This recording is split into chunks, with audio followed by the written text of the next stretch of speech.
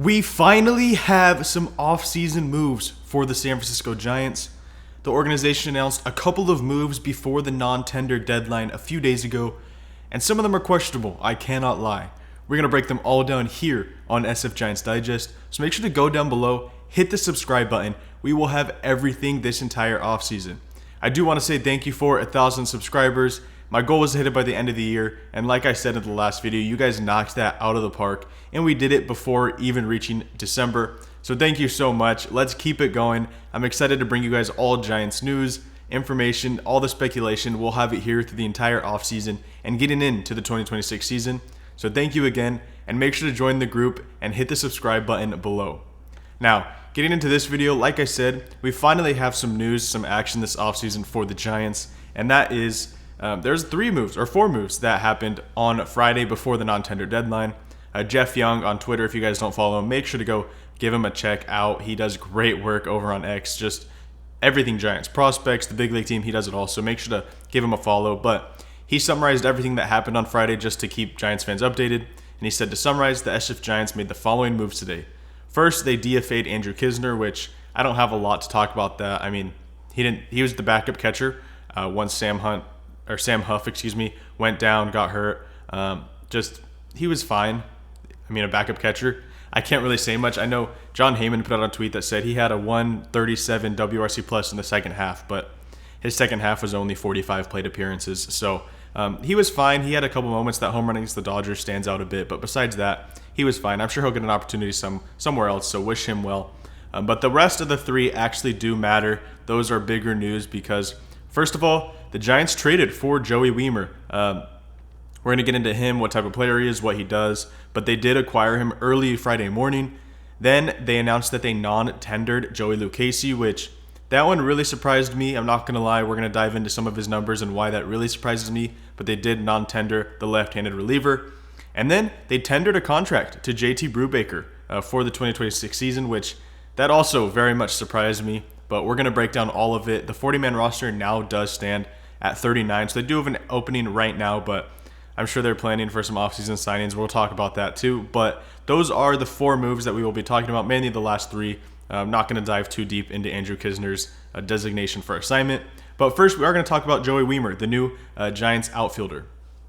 I put out this tweet after Susan Slusser announced it. She said, sounds like the Giants just acquired Joey Wiemer. I said, Wiemer holds a career 74 weighted runs created plus, which for those that don't know, 100 is league average. So not too great there. He slashed 236, 279, 436 with 3 bombs and 61 plate appearances in 2025. He has, however, posted 11 defensive runs saved and 7 outs above average in his career. I put Posey and co. not joking about making outfield defense improvements this winter. And I think the defensive numbers stand out a lot here because it does sound like they're taking it very seriously. We know how bad Elliot Ramos was in left last year. We know how bad Jung Hoo Lee was in center last year, which I think all Giants fans are expecting them to take a bit of a step forward defensively this year.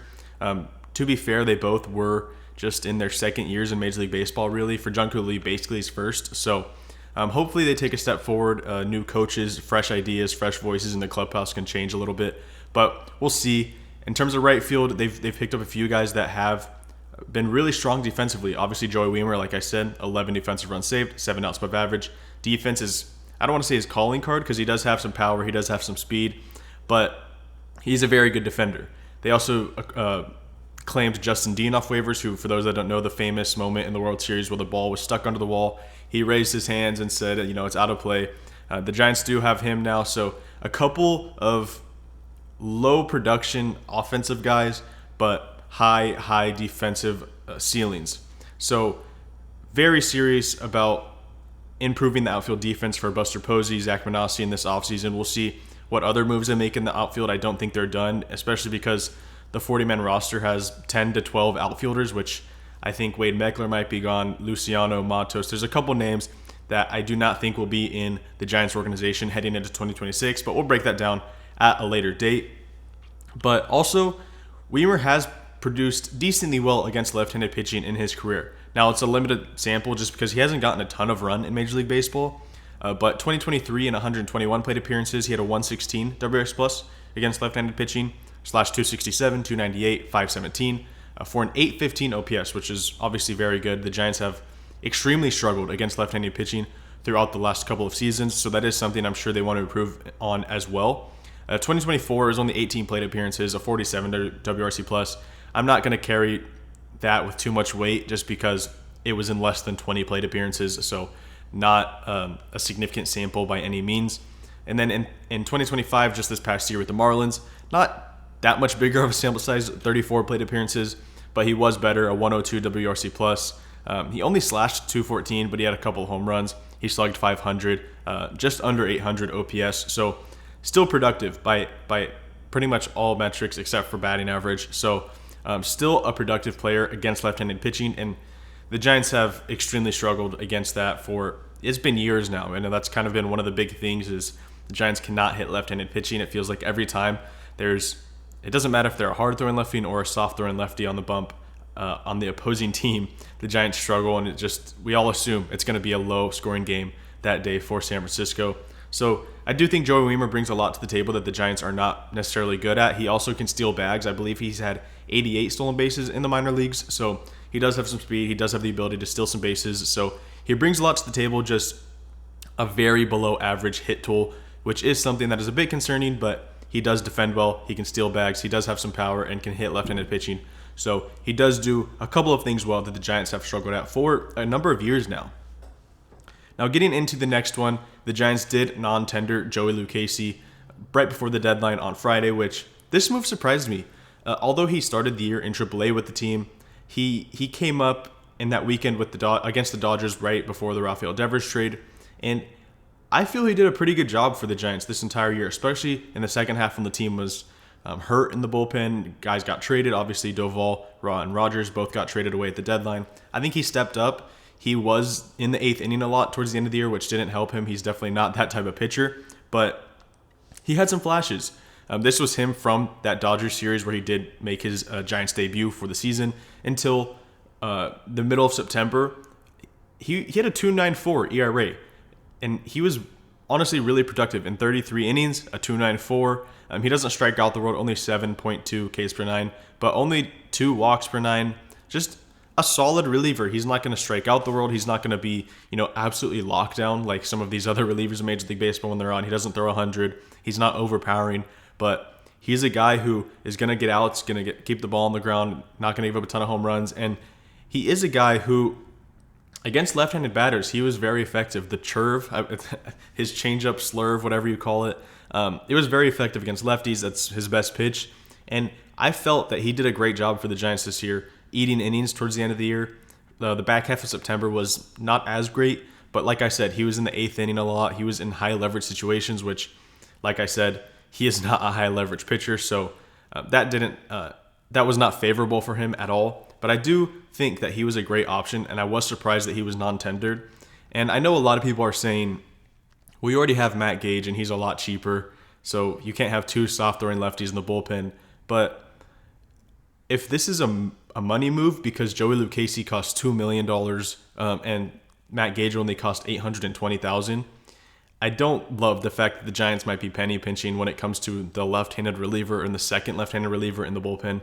So that does concern me a little bit, but at the end of the day, who knows what Busted Posey's thinking. Maybe it'll work out and he sees something in Matt Gage, or they have another guy they're expecting to sign soon. So who knows, but this move did surprise me overall. And then the next one also surprised me. The Giants did tender a contract to JT Brubaker, who was a Giant for just the last few weeks of the season. And he started 1 game for the team. He does have starting experience. So I do think that's part of the reason why they did give him a contract, is because he does have the ability to start. And Busted Posey has said several times this offseason that he kind of underestimated the need for depth at the starting pitcher role. And it's a bit crazy because early in 2025, going into the season, the Giants had a ton of pitching depth, whether it was young guys, Carson Whisenhunt, Hayden Birdsong, Kyle Harrison, all of these arms that could have been options. Out of nowhere, that rotation became super thin once Kyle Harrison was traded, Jordan Hicks was gone. So all of a sudden, the Giants do need more depth at the starting pitching position, and I guess JT Brubaker does bring that, but obviously he was a reliever for the most part last season, and he had a fine year. It was a 3.96 ERA, I believe it was, in 28 innings, Only 6 strikeouts per 9 in just under 30 innings, so that does concern me a little bit.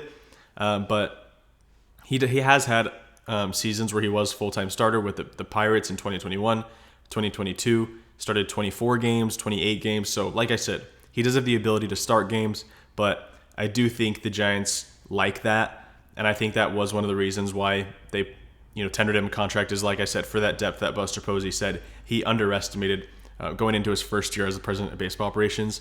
But overall, these moves kind of surprised me. Now that the Giants have an open spot on the 40-man, I was shocked that they didn't use that spot to save a Will Bednar in the Rule 5 draft, just because Bednar's stuff is electric. He throws 100, has a nasty slider. That stuff plays. I know the command is definitely concerning. He doesn't, put the ball where he wants to a lot of the time. But when your stuff is that electric, you throw that hard, that much carry, the slider's that tight, you're going to get outs. You're going to miss bats. And whether you're wild or not, it's going to be effective in some way. So I was a bit surprised that they didn't, save Will Bednar or protect him from the Rule 5 draft, because they do have an open spot currently.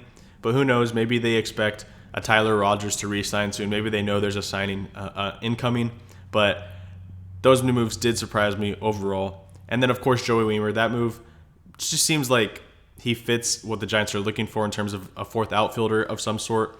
He'll probably compete with Drew Gilbert, Luis Matos for, a roster spot going into 2026, if Luis Matos is even on the roster anymore. But yeah, we do have our first action of the offseason.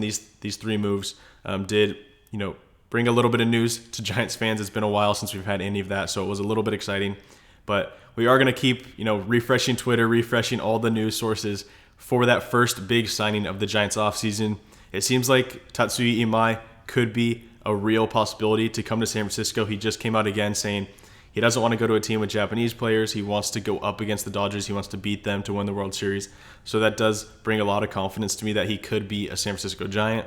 And then real quick before we leave, Hunter Pence is on the Hall of Fame ballot. He will 100% not get in, but it is cool to see him recognized for the career he had, obviously, winning those World Series with the Giants. Just a solid player for the majority of his career, and even an all-star in the last season with the Texas Rangers in, was it 2019 or 2021? I don't know. One of those last years he was with the Texas Rangers. He was an all-star, so that was cool for him. But obviously now doing the announcing, the broadcasting with the Giants. So a cool career for Hunter Pence. Awesome to see him get some recognition on the Hall of Fame, but he will not get in. That is going to do it for this video. Thank you for tuning in. Once again, thank you for 1,000 subscribers. We hit it a lot faster than I was assuming, so thank you so much. And make sure to join the group. Make sure to go down below and hit the subscribe button.